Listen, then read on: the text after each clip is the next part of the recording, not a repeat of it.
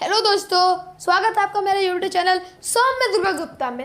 और आज हम बात करने जा रहे हैं द इंटेलिजेंट इन्वेस्टर की लाइफ स्टोरी के बारे में। हाँ, इंटेलिजेंट इन्वेस्टर मतलब वॉरेन बफेट। हम आज वॉरेन बफेट की लाइफ स्टोरी के बारे में यहाँ बात करने वाले हैं और उनके आइडियाज़ को हम शेयर करेंगे। वॉरेन बफेट ने 7 साल की उम्र में अपने आप से एक चैलेंज लिया था कि वो 35 साल की उम्र से पहले एक मिलेनियर बनेंगे, वरना वो ओमाहा की सबसे बड़ी बिल्डिंग से कूद कर अपनी जान दे देंगे। क्योंकि जब उनका जन्म हुआ था तब उनकी फाइनेंस उतनी अच्छी थी नहीं, उनके फैमिली की बहुत सारी इनकम डूब चुकी थी। तो आज हम जानेंगे किस तरह से उन्होंने स्ट्रगल किया और वो किस तरह से आगे बढ़े और वो $85 बिलियन के मालिक किस तरह से बने। तो चलिए फटाफट इस वीडियो को शुरू करते हैं। लेकिन अगर आपने अब तक मेरे चैनल को सब्सक्राइब नहीं किया है तो प्लीज़ सब्सक्राइब कर दीजिए और बेल आइकन ज़रूर दबा दीजिएगा। तो चलिए इस वीडियो को शुरू करते हैं। तो वॉरेन बफेट, जिन्होंने 7 साल की उम्र में खुद से कॉम्प्लीमेंट किया था कि वो 35 साल की उम्र से पहले एक मिलियनियर बन जाएंगे, वरना वो ओमाहा की सबसे बड़ी बिल्डिंग से कूद कर अपनी जान दे देंगे। और उस कॉम्प्लीमेंट को पूरा करने के लिए उन्होंने बहुत ज़्यादा हार्ड वर्क भी किया। और वो कहते हैं कि अगर तुमको लाइफ में सक्सेस को हासिल करना है तो तुम्हें हार्ड वर्क करना होगा। वो लाइफ में सक्सीड होने के लिए उन्होंने बहुत ज़्यादा ही हार्ड वर्क किया था। स्टार्टिंग टाइम में उनकी माँ एक टाइम का खाना अपना स्किप करती थी कि उनके डैड एक टाइम का खाना खा सके, क्योंकि उनकी फाइनेंस उतनी अच्छी नहीं थी। जब वॉरेन बफेट का जन्म हुआ था तो उनकी फैमिली की जितनी भी इनकम थी और जितना भी उन्होंने पैसा सेव किया था जिस बैंक में, वो बैंक डूब गई और इसी तरह उनके सारे पैसे डूब गए और उनकी फाइनेंस कंडीशन वेरी पुअर रहने लगी। तो इसके लिए उन्होंने बहुत ज़्यादा ही हार्ड वर्क किया और अपने आइडियाज़ को भी उन्होंने यहाँ पर लगाया और फिर उन्होंने अपनी स्टोरी को यहाँ से जारी किया। तो एक मिलियनियर बनने के लिए वॉरेन बफेट ने इन्वेस्टिंग का तरीका शुरू किया, जो उन्होंने एक किताब 1000 वेज टू मेक $1000 से सीखा था। और वो इन्वेस्टिंग से बहुत ज़्यादा खुश हुए, लेकिन ये इतना भी आसान नहीं था। उन्हें बहुत सारे स्ट्रगल्स का सामना करना पड़ा, लेकिन वो रुके नहीं और उन्होंने ऐसे कर दिखाया। अपने इन्वेस्टिंग की आइडियाज़, अपने इन्वेस्टिंग स्ट्रैटेजीज में उन्होंने बहुत ज़्यादा एक ग्रोथ की, हार्ड वर्क के साथ, पेशेंस के साथ और अपने आइडियाज़ के साथ वो ग्रोथ करते रहे और उन्होंने बहुत अच्छा एक गेन किया। और साथ में अपने हार्ड वर्क और अपने टीम के सारे मेंबर्स के साथ उन्होंने मिलकर बहुत ही अच्छी तरह से इन्वेस्टिंग की और उन्होंने इन्वेस्टिंग के आइडियाज़ को भी बहुत अच्छी तरह से समझा और उन पर अच्छी तरह से वर्क करने की कोशिश की। और महज 32 साल की उम्र में ही वॉरेन बफेट एक मिलियनियर बन गए और $1 मिलियन को उन्होंने आगे चलकर $85 बिलियन में उन्होंने कन्वर्ट कर दिया। और वो इन्वेस्टिंग आइडिया उन्होंने किससे आया था? 1000 वेज टू मेक $1000 बुक से उन्हें ये आइडिया आया था। कौन सी आइडिया? इन्वेस्टिंग का आइडिया उन्हें इसी बुक से आया था। वॉरेन बफेट एक ऐसी जानी मानी हस्ती है जो अपने लाइफस्टाइल को लेकर भी बहुत ज़्यादा चर्चे में रहते हैं।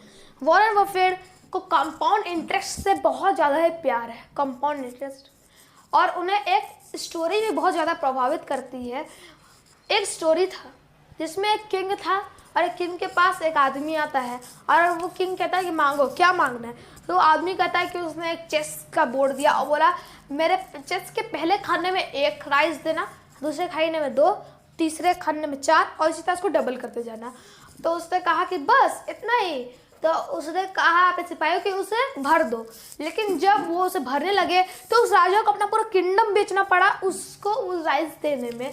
तो इस तरह से वॉरेन बफेट कंपाउंड इंटरेस्ट के बारे में जान पाए और वो इतना अच्छा ग्रोथ कर पाए। ये एक स्टोरी मैंने great ideas to lead great life से एक स्टोरी से मैंने जाना था। और मैं ये नहीं कह रहा कि मैं उनका कॉपीराइट कर रहा हूँ, मैं आपको बस एक नॉलेज या प्रोवाइड कर रहा हूँ। अगर उन्हें अगर कोई वहाँ से दिखता है गूगल ऐप से कि मैंने उनका ये आइडिया कॉपीराइट किया है तो वो मुझे कमेंट ज़रूर कर सकते हैं। मैं अपने इस वीडियो को अपने चैनल से डिलीट कर दूंगा। लेकिन मैं यहाँ पर कोई भी रूल्स और रेगुलेशंस को तोड़ नहीं रहा हूँ, बस यहाँ पर आपको मैं नॉलेज प्रोवाइड करने के लिए एक अच्छी सी जानकारी दे रहा हूँ।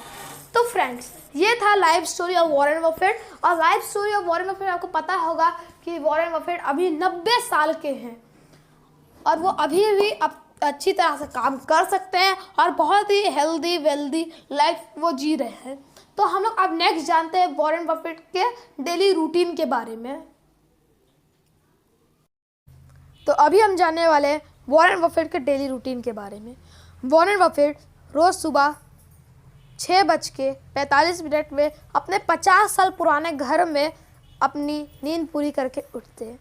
बाकी लोगों की तरह, जैसे बाकी लोग गर्म पानी पीते हैं, कोई कॉफ़ी पीना पसंद करते हैं, वो उठते ही एक कोक की कैन पीना पसंद करते हैं और फिर वो एक लाइट एक्सरसाइज करते हैं, फिर वो फ्रेश होते हैं, बात लेते हैं, फिर वो अपने ऑफिस के लिए निकल जाते हैं।